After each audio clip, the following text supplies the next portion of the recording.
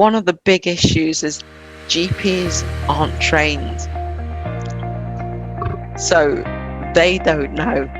So for me, being self-taught and well-versed and knowing, I went into my practice challenging, I want to see a menopause specialist. And though there are menopause specialists out there privately, who can always afford that? Welcome to Unapologetically You with myself, Pulse. And today we are talking to Nina Kuypers. So today we are specifically talking about Nina's story about perimenopause and what led her down the path to create Black Women in Menopause UK. We also look at the biggest challenges that women are facing who are perimenopausal women. Say, who are they? What does perimenopausal actually mean? So we do break down what all of this is. And we also touch upon the impacts of hormone fluctuations and what are the common traits that we're seeing regarding training, exercise, nutrition. How can we optimize performance? So this is very much an intro podcast into perimenopause and menopause for women. I think this is a really good podcast for both men and women because as a woman, everybody is having to go through this in their lifetime. And so it's really, really good to understand the context of what you may be anticipating, what's, things that you may have symptom-wise, and how you can deal with these things and which support groups you can actually turn to. And for men, it's a really good way to understand women in terms of, yes, your mothers, your sisters, your partner will be going through this at some point. So how can you be supportive and understand some of the symptoms and be more compassionate towards those women in your life? So yeah, welcome to this podcast with Nina, talking about perimenopausal and menopausal women. And if you're not already subscribed to the channel, please make sure you hit subscribe and like. And if you found this podcast useful, please share it. That would be amazing. And also we are on Patreon. So if you'd like to support us and enable us to continue producing new podcasts for you on a bi-weekly basis, please do support us on Patreon. And all the links to what Nina and I talk about are in the description below, as well as how to join Patreon to support us and come on board with our community of Unapologetically You. So without further ado, here is Nina and I talking about perimenopausal and menopausal women. Hi Nina, thank you so much for joining us on Unapologetically You. And I'm the lucky one today because Kelly's on Australian time. So yeah, she's probably sleeping now. And I get the privilege of speaking to you about, wow, your story. But first of all, how are you? How are things? Yeah, it's absolutely awesome pleasure to be invited on this fantastic podcast, and I wish I was with Kelly asleep too. Oh, bless you. Yeah, before we hit record, Nina was telling me all about her accomplishments and speaking engagements, and it's full on right now, right, Nina? Yeah, absolutely full on. So yesterday was an exhausting but a great opportunity where I was invited on the all-party parliamentary group for menopause for Black women as a representative, where I gave a 10-minute speech to MPs and other menopause advocates. Nice. So even menopause revolution is coming. The tipping point is on its way, hopefully. And before I get into the questions, like, how well was that received? Or like, did you get the engagement that you wanted and the curiosity and the questions that, caused a thought-provoking We'll get feedback later on. So it was about an hour and there was 5 of us. So I was up last. Davina McCall was up first, and then in between. So I said they saved the best till last. And it was kind of, my presentation was an overview of not just my story, but of what I actually do and why I set up Black Women in Menopause. Oh, Some great. feedback that I had directly from others there said it was eye-opening and very interesting and thought-provoking for what I presented. So yeah, Well, I'm glad hopefully you they'll said that because then that means I can dig a little bit deeper. So I won't tell you to give us your speech, but tell us about perimenopausal, menopausal, and what led you down to the path to create Black Women in Menopause UK. Oh wow. I call it a number of things. Menopause holiday destination. It's so after scouring the internet, it quickly became apparent that images that I was greeted with off Dr. Google, Bing, whatever, it just wasn't what I was expecting. And on a personal level, the images, the stories out there didn't resonate with me. Mm-hmm. And I thought, why are there so few Black people and people from other ethnic minorities not represented in the media about their menopausal experiences? So, as I said, the images portrayed just didn't resonate with me. So, bit of digging as you do, self-taught. I want to know, well, where do Black people talk about their experiences? It's though Black people don't do menopause. I Mm. don't know. So couple this knowledge and the fact that many healthcare professionals aren't trained to us about menopause. One of the top barriers I think about talking about it is those cultural elements. It just makes the whole process that half the planet goes through even more challenging. So I guess for my menopause holiday, and you're probably wondering, what is she talking about? So me embarking on a menopause holiday during menopause, perimenopause, there's many different destinations, and you're packing your suitcases and you're unpacking them, trying to decide what would be best to take, what's best to support you. And I have to admit, I had no idea. I didn't recognize any of these menopause destinations. And I was fortunate enough that when I did visit those destinations, because I'm self-taught, I kind of started to piece together and know what to put in these suitcases. And I still know I have many destinations to go. So the first destination, crash bang landing. Bit, I have to confess, at 43, I'd been diagnosed as perimenopausal. And what does that even mean? So when the GP handed me what I say is this one-way ticket to perimenopause, it didn't even register at the time because I was there in the GP's office for discussing my blood test because I have a blood condition. And then nothing happened. I wasn't given a leaflet, here you go, have a great perimenopause holiday. This is what you need to pack in your suitcase. This is what you're going to experience. Here, these are the things to do list to ensure that you have a top holiday. You go on holiday and you'll have your good holidays, your bad holidays. And that's how I see menopause. So it's kind of, well, I heard what she said, but it didn't sink in. So like she'd shook a snow globe, but then it quickly settled because 43, bit naive, though I'm a bit sad to say I was naive in this. And I thought, well, I didn't really take on board those particular details. I'd understood what she'd said, and I had talked about it briefly with my mum, but it's kind of, we didn't delve into such a profound conversation of, well, yeah, this is where it is. But I guess you have other things going on in your life. And at that particular point in my life, I guess it wasn't a priority. So I don't know. What did I know?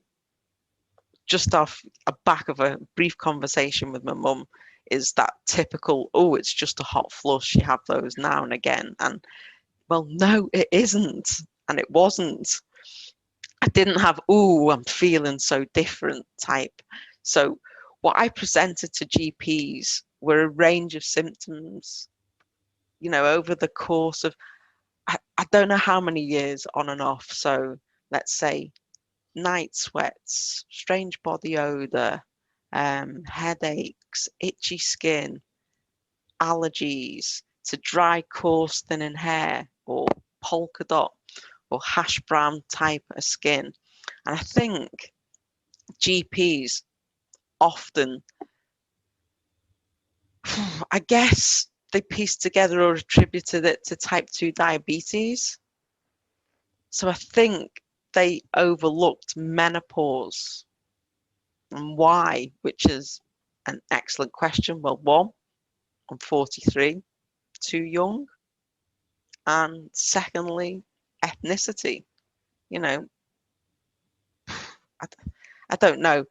Age too young at 43 and ethnicity, I think some of the symptoms I presented, they may have thought were indicative of type 2, you know, pre-diabetes, though other factors like body mass index, metabolic syndrome, not factors that you could consider really. Yeah.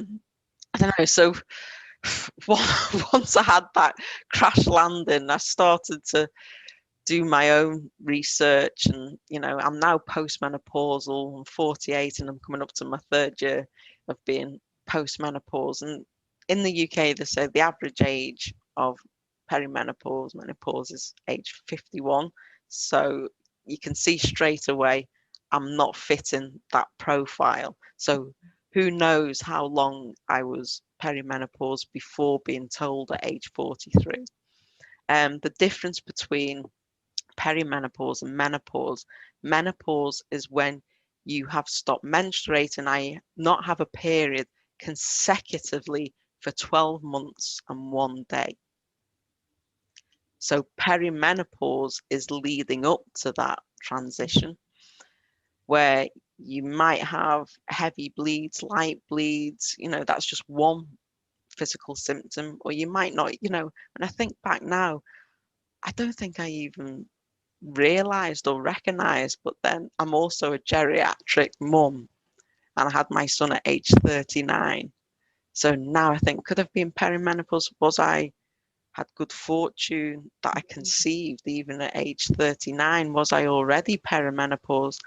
I have, you know, I have no idea. But oh, I don't know.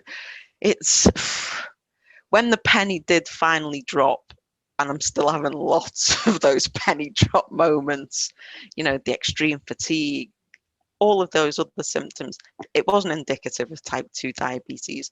And that might have been at the forefront of many GPs' investigations. And as a Black woman, Black people are being diagnosed with many menopause related illnesses, such as heart disease, diabetes, depression. And it's no coincidence that menopausal Black people are having a high prevalence of diabetes, heart disease, osteoporosis, not understanding what physical elements that the body has. So I guess my menopause holiday, you know, I've dabbled in HRT on and off before I entered postmenopause. And during that perimenopause holiday, HRT for me was not one to remember. You know, I'm a great believer, to swear, you know your body, your mind best.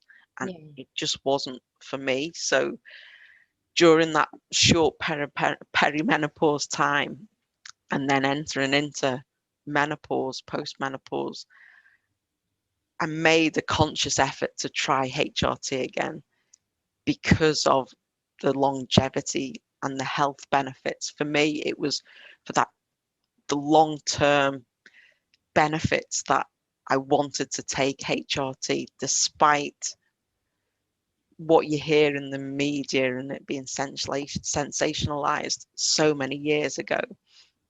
You know, as research, it was taken out of context, and now they've admitted that particular research, it was dud, and it shouldn't have got to that particular point in time, that scaremongering many women not to take HRT. You know, my mum's 80, and she said if she had had that education about menopause and knowing what was happening and her anxiety, and she took HRT back then. But for me, I don't take HRT because it just doesn't feel right to my body. So I'm actually on testosterone, which again, ladies out there, it's not a male hormone. We've all got it, just like males have estrogen in their system. It's a difference on the level. So I did make a conscious effort. But why I wanted to do the HRT is because heart disease is the biggest killer at the top of that mountain, along with other health issues, dementia, osteoporosis, sarcopenia. So alas, my HRT journey has ended abruptly. With time, maybe I come back to it. But I guess also a lot of the research hasn't been done on marginalized populations either. And the last research done on Black and ethnic minorities, and straight away me using those certain terms, was 2007 in the UK. Yeah, 2007, 14 years ago of experience on HRT. Yeah. Now, only 4 of those said they were Black British. Really? And it was age 45 to 61. And it was only geographically based in Northampton. Oh. Says a lot. So for someone like myself who may want to participate, couldn't have done, because I don't fit that age bracket. Yeah, you already got the barriers that were up against you for that research trial. And just to clarify for our audience who may or may not be aware, what is HRT? And it's a treatment to augment the body's natural hormone level. So it could be estrogen, it could be progesterone therapy, it could be a combination between estrogen and progesterone, or it could be testosterone, just as you mentioned. So I just wanted to clarify that. But is there anything I'm missing on that? No. So should it be called hormone replacement therapy? That's a question I'm throwing out there. It's a bit like, and I guess it's that seesaw effect that people shouldn't be taking it, can't take it. But if you're a type 1 diabetic, you're going to take insulin, and that's a hormone. Yeah. Or if you've got another endocrine disorder that you need a hormone, you're going to take it. Thyroxine, if you've got a thyroid, deficiency. Is it deficiency?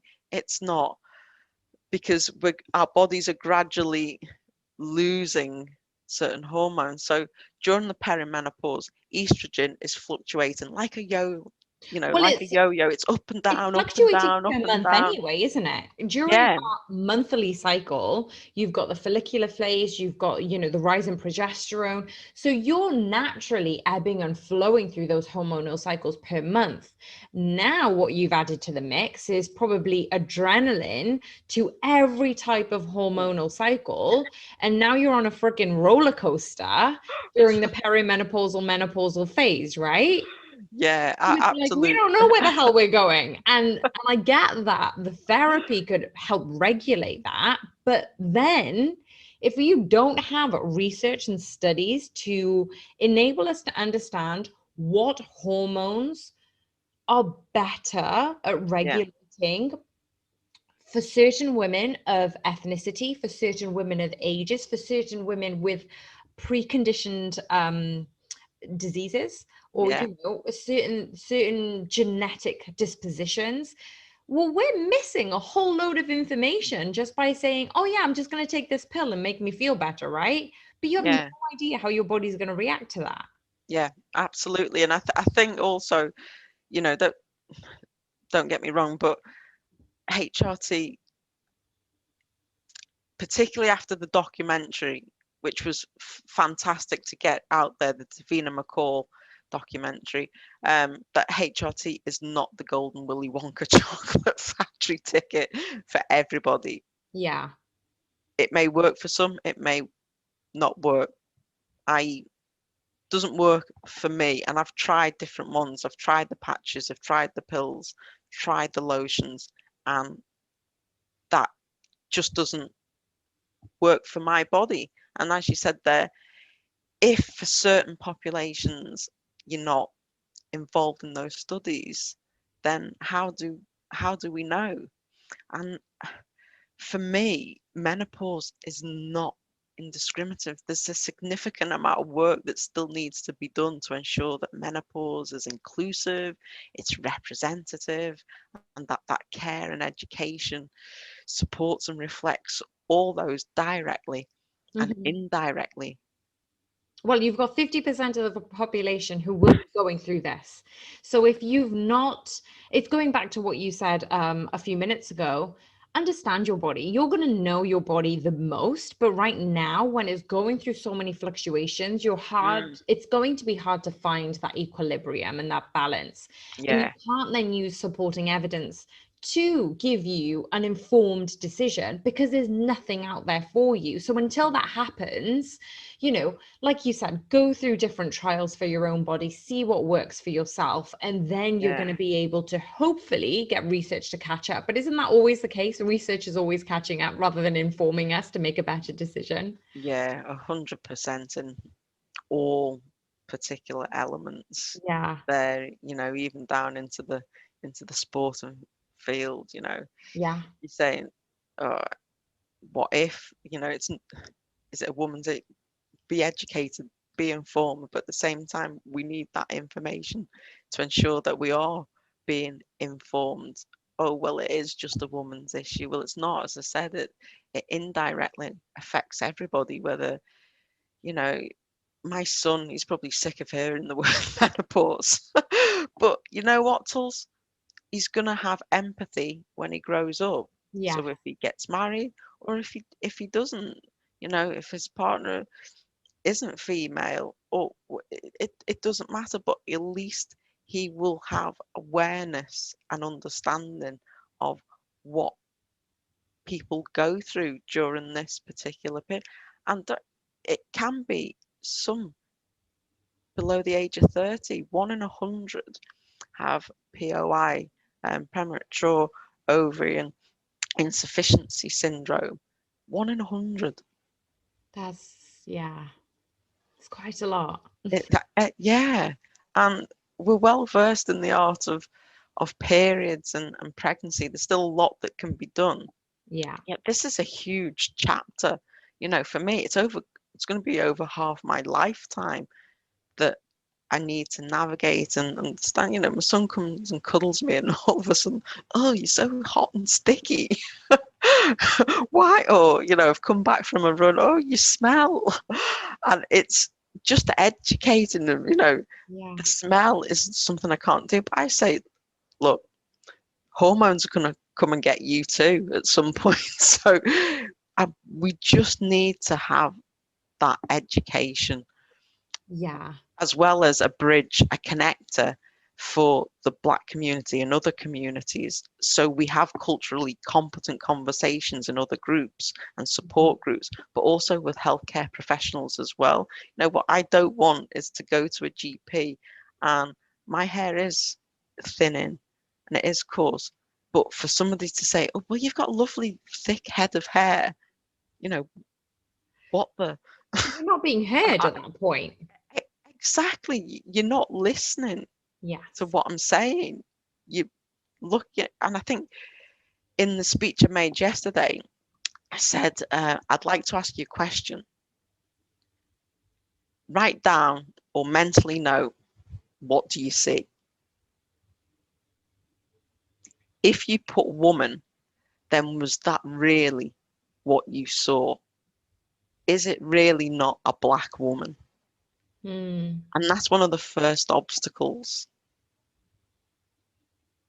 It's overcoming those stereotypes, though, isn't it? Because ingrained biases, and that bleeds. Our experiences bleeds and informs our further experiences in healthcare Yeah. during this period as well. And yeah, there aren't any studies that have been able to untangle menopause, whether it's socio-economic factors, genetics, lifestyle, environmental. There was a study in America, the SWAN study, but again, different countries, different cultures, diet, activity.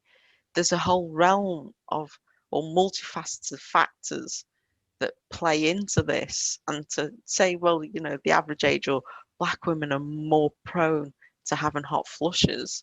Well, I was fortunate enough to do a session with three amazing ex-Olympians talking about our menopause experiences.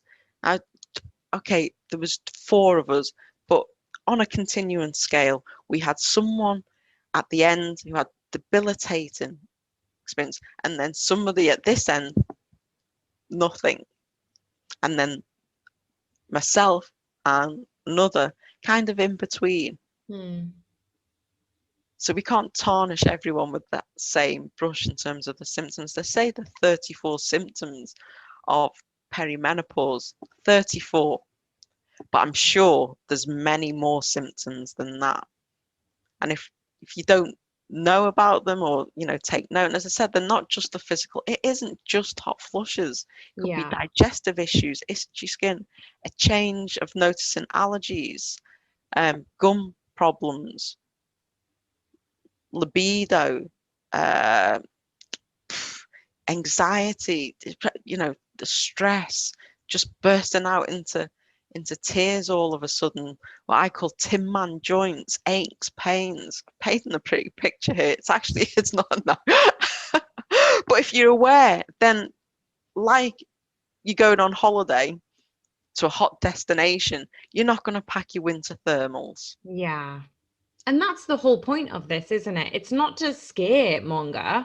It's actually to, as I said earlier, to make an informed decision. If you've got this information to hand, you're not then looking at Google and self-diagnosing on some disease that doesn't even, you know, it isn't even near what you are coping with and dealing with. And actually, those 34 plus symptoms could help you navigate, you know, okay, so I'm going away on a weekend break. This is what I need, or this is what I need to help manage the situation. How do I deal with my nutrition and the way other people are dealing with me? Because I don't know about you, but even during the pandemic, everybody coped with it in different ways. People had various challenges thrown at them. Yeah. But for me, if I was going through something, and I'll still do this now, it's I go into hermit mode. Like I need to process my own thoughts and feelings and kind of go away from the public. And that's how I deal with my own challenges and try and create solutions. Not everybody's like that, but you have to try and appreciate and respect other people's processes. So if you are perimenopausal or going through menopause, if you're unable to have a toolbox, you know, to armor you up for situations, well, then circumstances are gonna present themselves to you, and you're going to then be kind of sucked into a black hole because you don't know if you're coming and going, and you don't know what the outcome will be. And then it's really, really hard to explain to others, because if you can't understand, how can you explain it to your loved ones and your work colleagues? And then it's becoming, you know, we'll talk about this a little bit later, but there's so much stigma and taboo around that. But you mentioned the biggest challenges is, you know, trying to get research and knowledge out there. But what is another big challenge that you're seeing women facing who are perimenopausal? Is it just the lack of education? It's the lack of education and support. That is the biggest factor. So still so many, you know, regardless of ethnicity, just that lack of education. And you've got women out there think they're going mad. Yeah. When in fact they're not. There's a physiological reason for it. And if we think back to menstruation. So, I don't have to worry about that side now. But at least at a certain point during your menstrual cycle, as you mentioned earlier, the luteal phase and the follicle phase, you know what's coming, so you can prepare. Mm-hmm. And that's one of the issues, is that there's so many symptoms that they do not have a clue. It's like, being hit by a brick wall. And if you are of that mindset and you don't know, and you're not fortunate enough to understand or be active, Women in Sport brought out this year their research of over 34% of menopausal women no longer take part in physical activity. Now, we know, in terms of physical activity anyway, what a huge consequence that has in the population just generally. And we know the importance of being active is, but yet you don't want to. Yeah, there are times when I don't want to get up drag my back out of bed and do something. But it's that mindset again, fixed to that growth mindset. I know it will have a more positive outcome on me mentally. And I'm not even thinking about the gradual long-term physical gains to keep it up. So that biggest challenge, and that's me going around in a circle then, and then the brain fatigue's sitting in. What was the question? Can I play that back? was it. That was one of the biggest challenges. And as you said, it's matching up with the lack of education, but also back to those symptoms. Because there's a lack of education of the symptoms. If you're going through something, you're going to kind of be taken by surprise and you don't know how to deal with it. Just as you said, Yeah. you kind of know your period now, and you know, depending upon your age, there's going to be, when you're 13 or 14, you're like, what the F is going on? And, trying to figure it all out. Yeah, by the time you get to 30, you're now thinking, yeah, I've got this all sussed. I know what's happening. I know the cravings, you understand your body, but then you're thrown into another new cycle of perimenopausal. And this is the time to get women thinking about perimenopausal symptoms, but also understanding their body.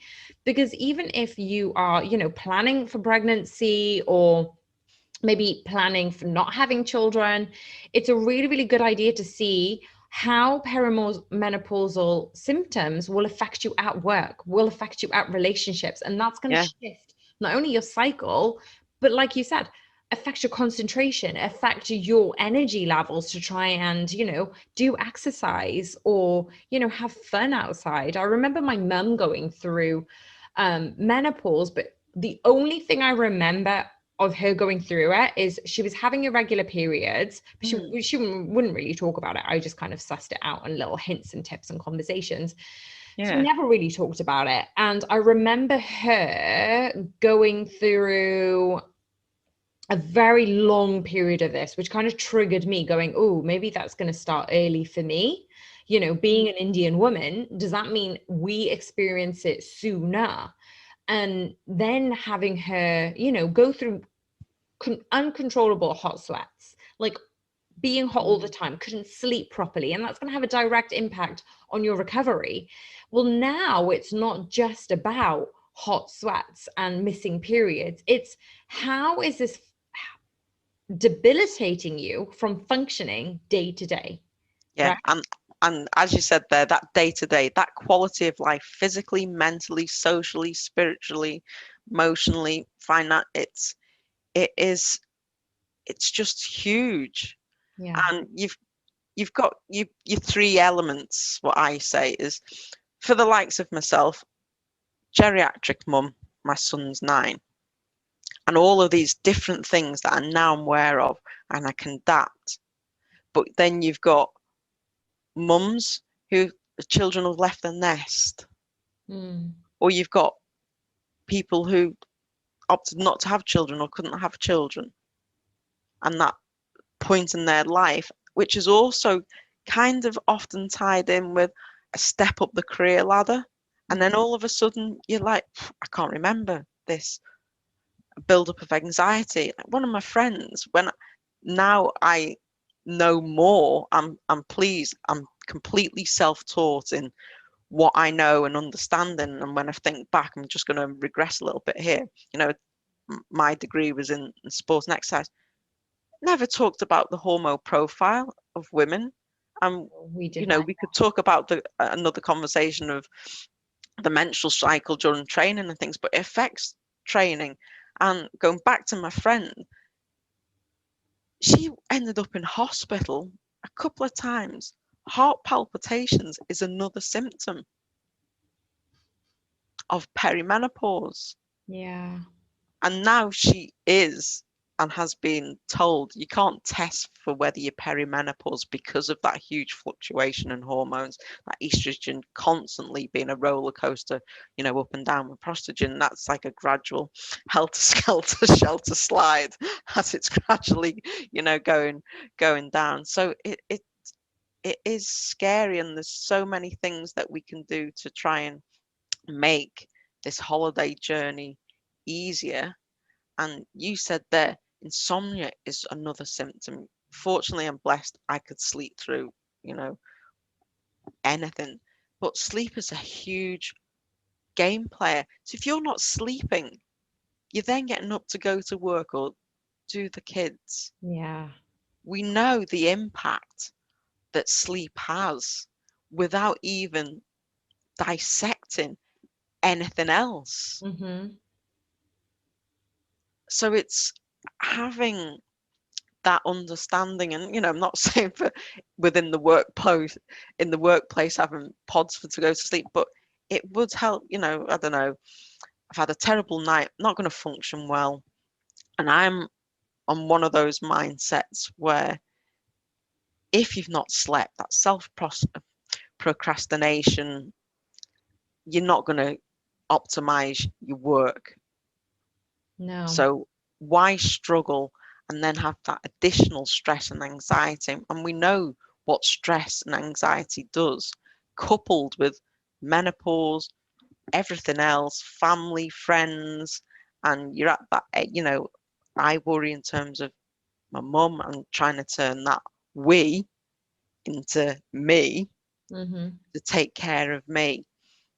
And we've talked before about how I see myself as the sun. If my mass starts to lose on all those realms of health, physically, mentally, emotionally, all the other planets orbiting around me, they're going to be affected as well. So Yeah. sun, partner, family, you know, immediate, extended family, friends, work, physical activity.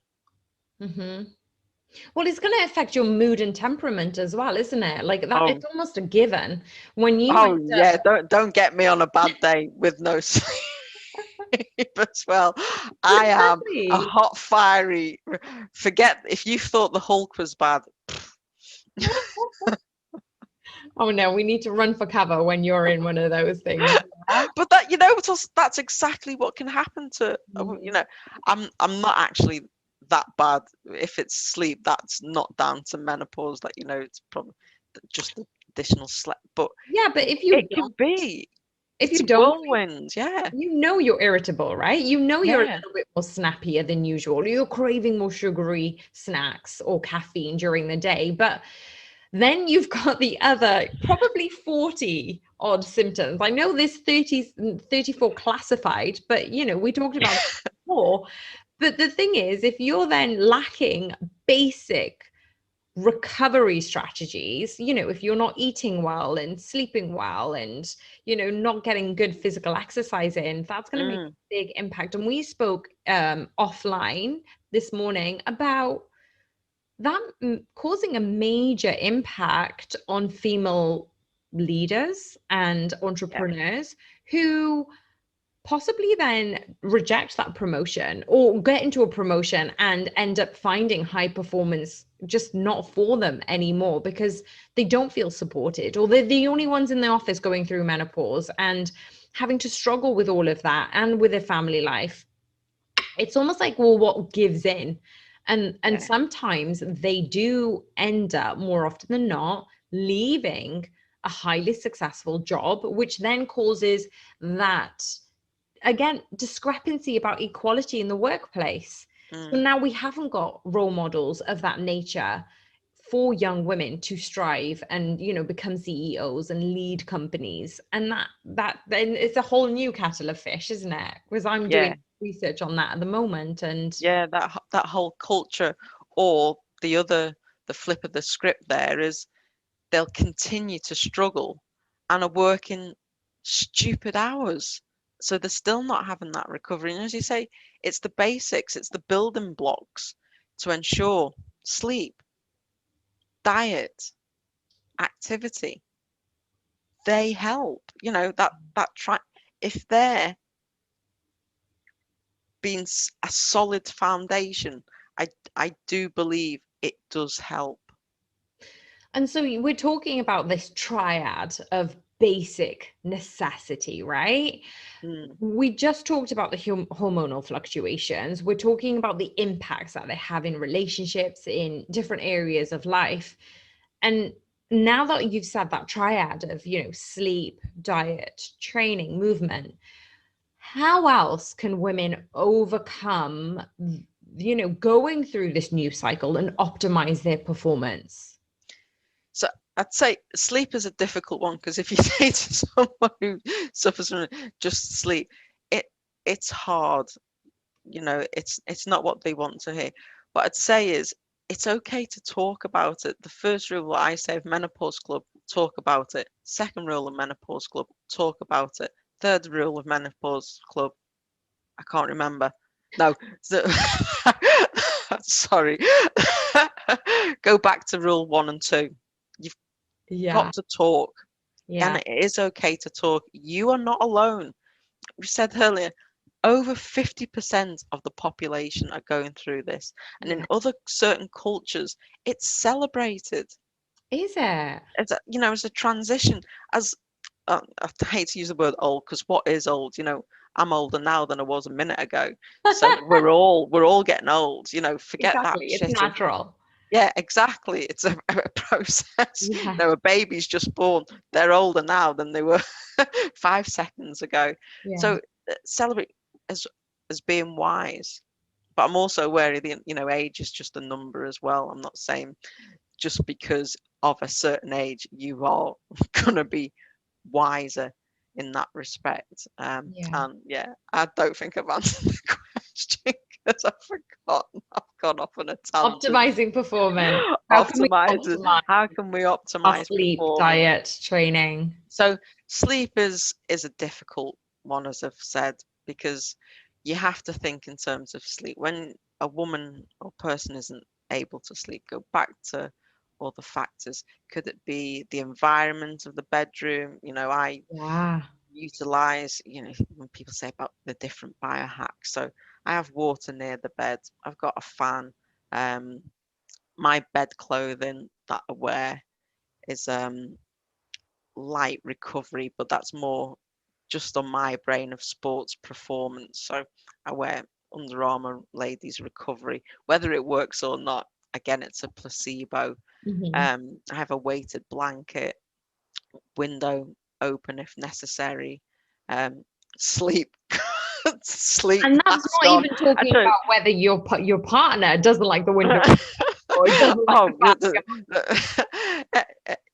it's one of, and that's where you have to have an understanding, empathetic partner as well. So that helps me, but it's different tips for people, even, and the environment that we live in adds to the stress. So I even use blue screen block glasses, and then at night I'll change them to the darker ones. Anything to help that pineal gland and that melatonin to help my sleep pattern. It's trying to unravel this, I guess, it's like an inner city up here, brain function to try and sleep. I think is the base, not just for menopause, just in life. Yes. Now I'm reading the book now called the Nap, and it's so interesting. But that's probably another conversation. So that's the sleep element. it's difficult, and how to train ourselves. If we need to nap, you know what? It's okay, Yes. because it still has benefits, and Yeah. it's trying to get around to people. Okay, you're not sleeping, classed as the night time, then can you get a nap in there? Yeah, in aviation, they actually endorse that. They endorse it, and they've put it in their regulations to say this is beneficial for you and it's a necessity as a pilot.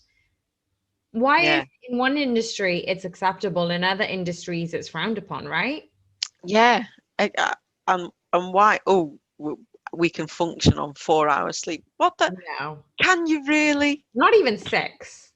I Yeah. judge people who can have 6 hours sleep. I'm like, you're not functioning optimally. What is? I know they haven't been able to fully understand why, but the different stages, and this book that I'm reading, which I cannot for the life of me remember the name of the author. I know it's Sarah something. It's amazing of even some of the catastrophes that have happened over the years down to lack of sleep. So why isn't it just a natural thing? Sleep isn't, oh, well, I can sleep on 2 hours, gold star. Jog on. That isn't the purpose. The whole point of sleep is memory function, rejuvenation of your body and your mind. Mm-hmm, mm-hmm. So yeah, so that's the sleep element. Nutrition, well, what can we say about nutrition? There's so much we could say. We are just a bunch of chemicals. What we put in, when people, for me, um, I'm a believer, or I'm not a believer of clean eating, because what is clean?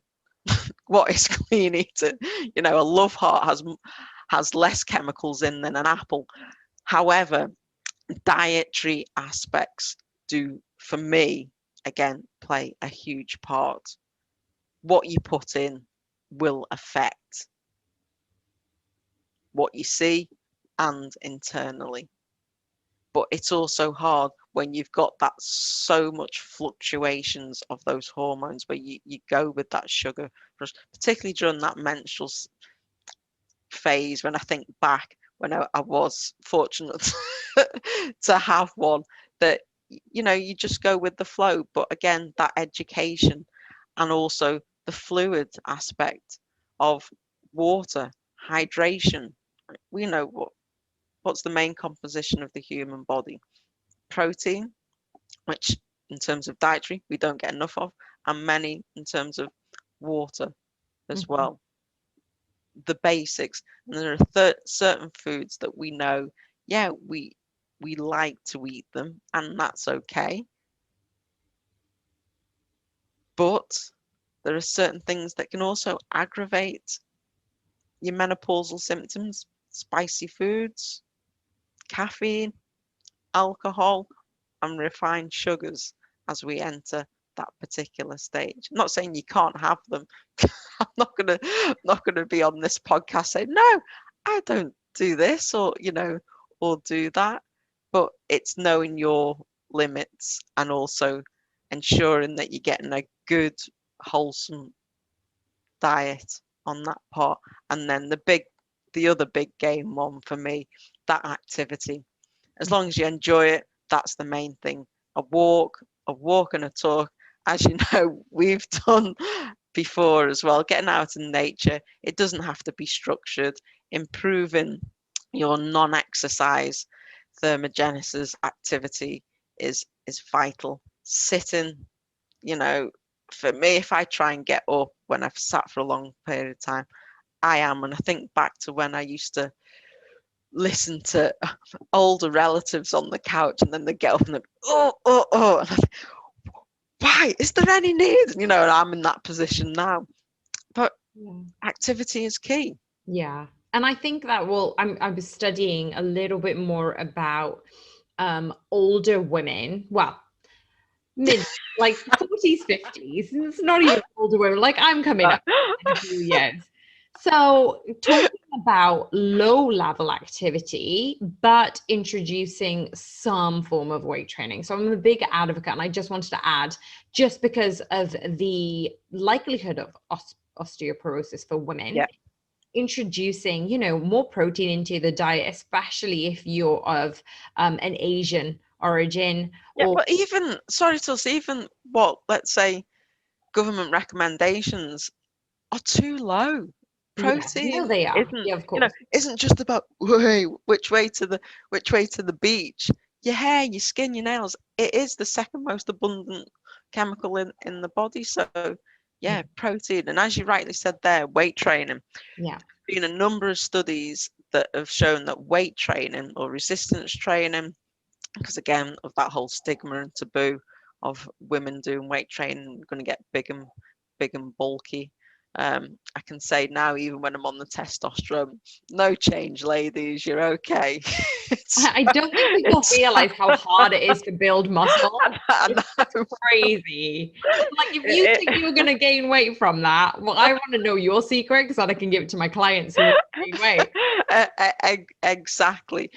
But get back to the weight training or resistance training, own body weight.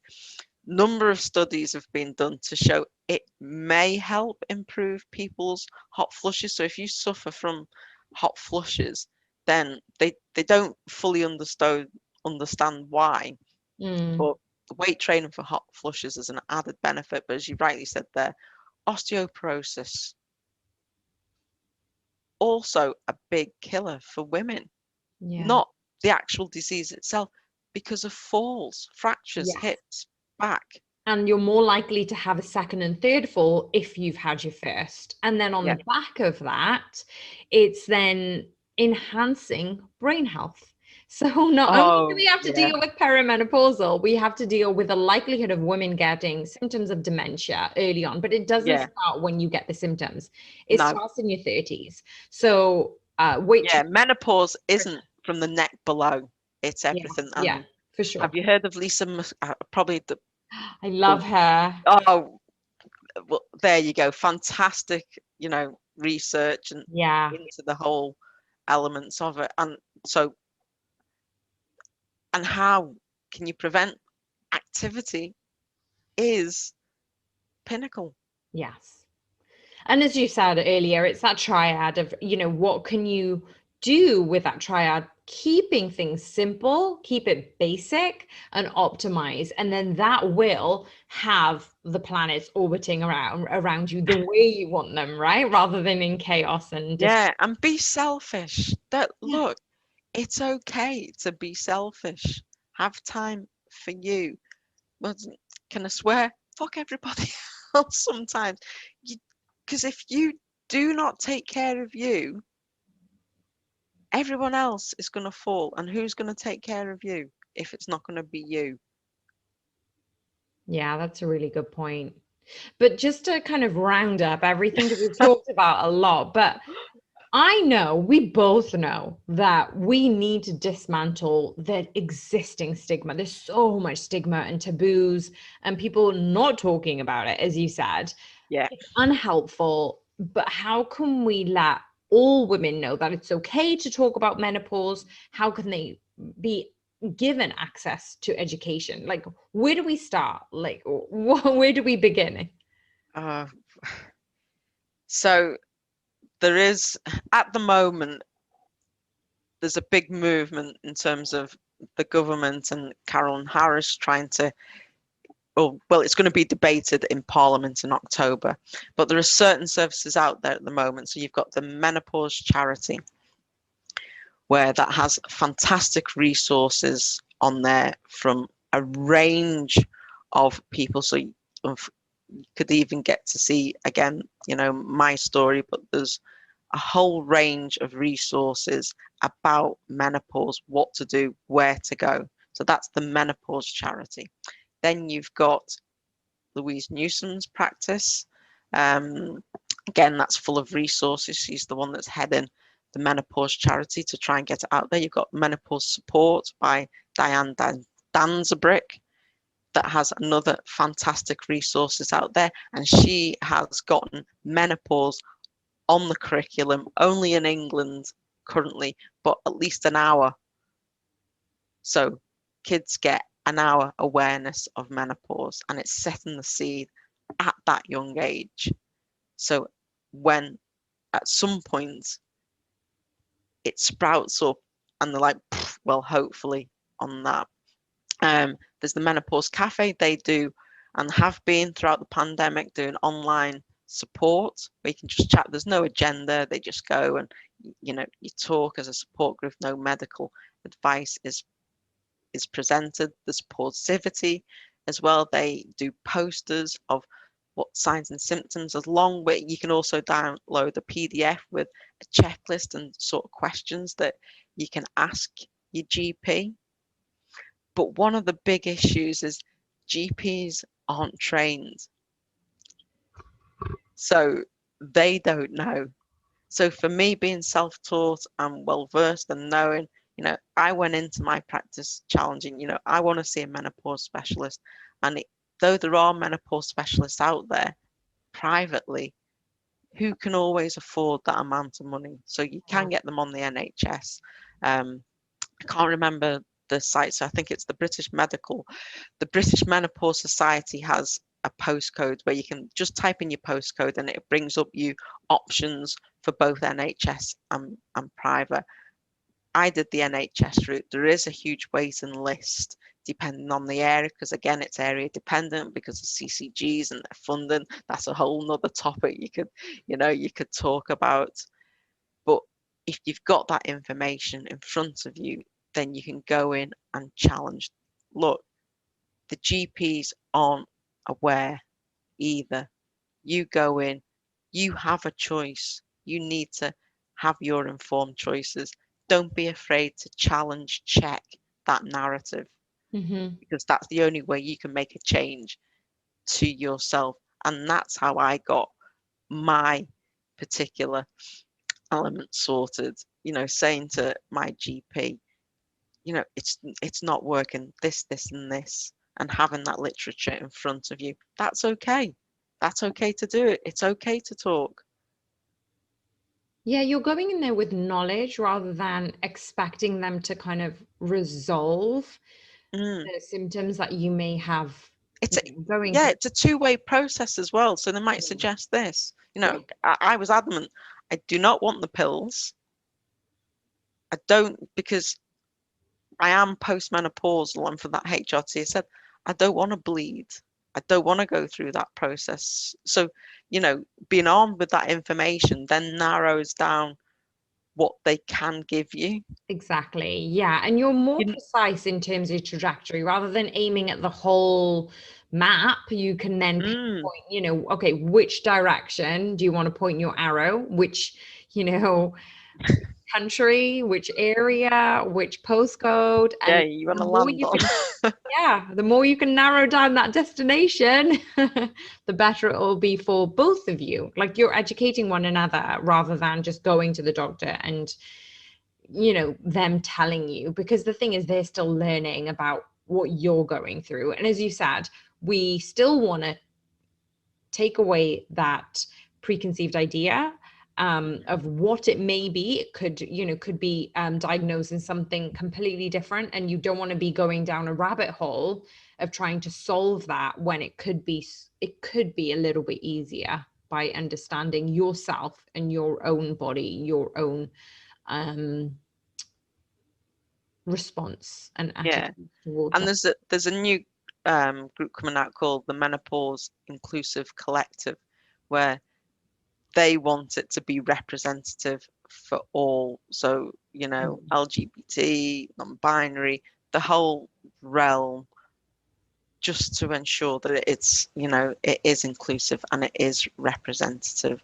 And they'll have resources on that reflects everything. On that. And then there's what I do, which is Black women in menopause, because as I said earlier, Black people don't seem to go through the menopause because we don't talk about it, just like mental health. And I do events every other month, and we also do peer support sessions as well with with Black professionals, so from trichologists, which is to do with your hair, to registered dietitians, to, you know, incontinence, so pelvic floor specialists, whole realm of things on there. 101 of menopause. That's brilliant. It's nice to see a collective of people, professionals and experts in that specific field. And that's what you want. You don't want a generic overview, as you said. There's so much to deal with. Let's digest it in small doses. And for one person, it may be more significant, one topic over another. So it's nice to have that, you know, range of experts to give you that information. So yeah, well, you kind of answered my question of, you know, where do we go for platforms, which is perfect, because then all of the things that you've listed, I'll make sure they've been popped in the description below. And probably if people were to support you and find you, is LinkedIn the best way to get in contact? Maybe if they wanted to learn a little bit more and follow what you're doing. So I'm on Twitter. That's where I'm probably most active. Yeah. Twatting away on Twitter, which is BLK Menopause. Okay. Yeah, I'm on LinkedIn. Don't check it as much. I have a private Facebook group, Black Women in Menopause, and a public one.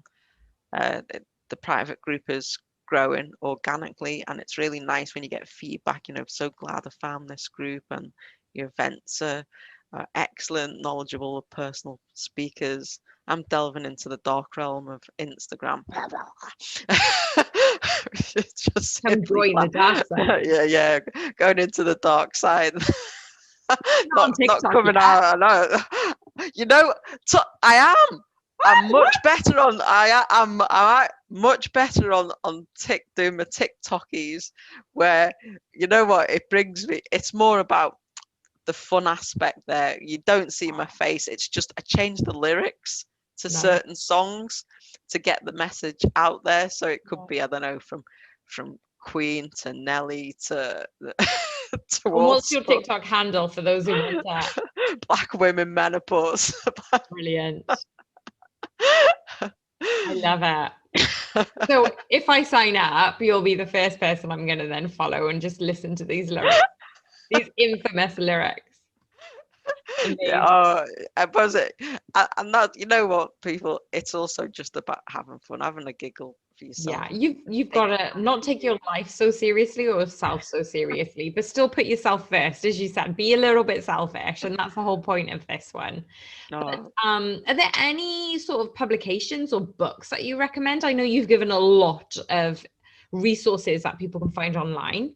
But is there, you know, like you've mentioned a few books that you were into, like NAP and things like that people could probably use. Is there anything else that you can think of? Specifically in terms of perimenopause, there's a Black one. There isn't anything out there. I think there's one book, and I think that's mainly US. I'll be perfectly honest, I haven't read an awful lot of menopause books out there. There is one by Laura Bryden that I think is quite good and gives an overall picture. There's more and more coming out. I'm also, it's, you know, it's a difficult one because it's like it's the new hot topic. It's the niche. So there's so many different books coming out. You know what? If I send a couple to you, because my brain I'm just having complete brain fatigue, and I'm thinking, there's this one, but I can't remember the name of the book, but I can remember the first name of the author, Heather, which is, you know, you go and type in Heather into the internet, good luck to you. You'll come up with all sorts of like random holes. Okay, or a man. So I'll ping. There are a couple of books that I'll put in. As I say, I've not read cover to cover because I've got so many different books that I like to tap into to keep my mass in solid. And I know it's going to flicker now and again, but you're doing you at the end of the day, aren't you? It's almost like the thing is, I'm doing if you've done what I did and you start reading strength and conditioning books for pleasure and nutrition and self-help, it's like all you're doing is like strength and conditioning 24/7. or just coaching. Yeah, I got so many books on the go. I don't, same. And now I've started to read for pleasure. Like, I'll still have books that help me understand my topics of interest. But this is where I'm just like, you know what? I can read about the cosmos, and I can read about, things that interest me, and women and feminism, and it's good to not relate it to coaching, but then certain things seep in, don't they? Because you're kind of interlinked. Everything's interlinked. But I'm really, really glad that, we can get some information from you, and I'll keep in touch, and then it will be in our description below for our listeners. So you thought that last question was hard? Our final question that we ask every guest, and it could be anyone. It could be a friend, it could be a colleague, it could be a mentor, it could be a family member. But if there was one person you would recommend to come on as a guest that you would like to hear from, who would that be? Now that you said family and friends, I probably have to go with my parents. So I know it's not one, but they're a collective together. Yeah. So yeah. If you knew me and know me completely, then you'd understand why. Yeah. Brilliant. Okay. Well, amazing. We're gonna have. And what, Tulse? Yeah. I'd have you.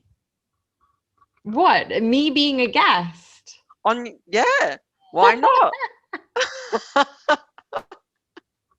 We've all got stories to tell. That is true. Why don't we reverse it? Why don't we? I reckon we should still have another conversation about perimenopause and menopause, because we can still dive into another. I just feel like we've just been on the surface level of information today. Just scratch the surface away. Very superficial. Yeah. Need a more deep, and then profound conversation. We can go on for ages, can't we? And then maybe we'll do some sort of an arrangement where I'm the guest.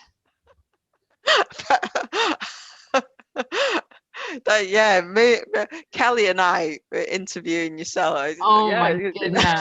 I dread. Flip it completely.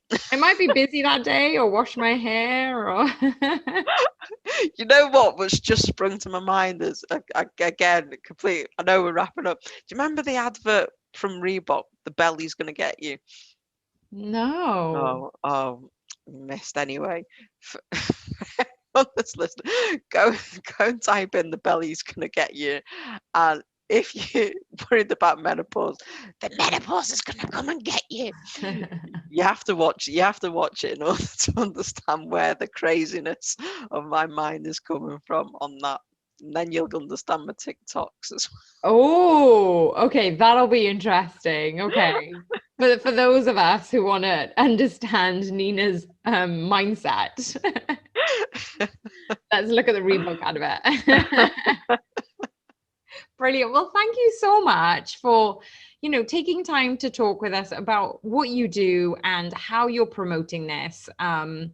Obviously, you've lived through it, but this is just very different to actually be passionate and, committed to spreading this message. And it's about changing culture, isn't it? And that's not going to be easy. So it's very commendable about you taking this opportunity, kind of a bit of a burden, and trying to teach the public about all these things. And you yourself, you said you're learning at the same time as well as teaching others. So yeah. And the next step is for those that are involved in sport, because we're not capable of what we used to do either.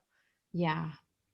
We need to recognize that we're not going to be able to perform as well. And that's okay when you understand why physiologically that we're not going to be able to perform as well. But there you go. Talking and talking. I love it. Well, thank you so much. And we'll try and get you back on here, and we'll delve a little bit more deeper, probably into sports performance next. Yeah. No, it's been absolutely pleasure, Tulse. Thanks, Nina. We'll catch up soon. Bye. Thank you for listening to Nina on this premiere of Unapologetically You, talking about perimenopausal and menopausal women. If you did have any questions, please do get in touch and tell us what you had as a take-home point regarding this podcast? And are there any further questions that you would like for us to investigate for women in particular, or as a guy, things that you may want to know more about? Also, remember, in the description below are some of the links, the websites and the books that Nina talked about. So there are plenty of resources that you can go back to and find out more information about this. So thank you so much for listening. Please ensure that you're subscribed to the YouTube channel and Spotify. And if you did find this useful, please do share it with your family and friends. And as I said at the beginning of this podcast, make sure, if you're not already a Patreon on Patreon, come and join our community where we look at background scenes, we look at outtakes, and even answer a few of your questions in a community format. So have a great day. I will see you on the next podcast.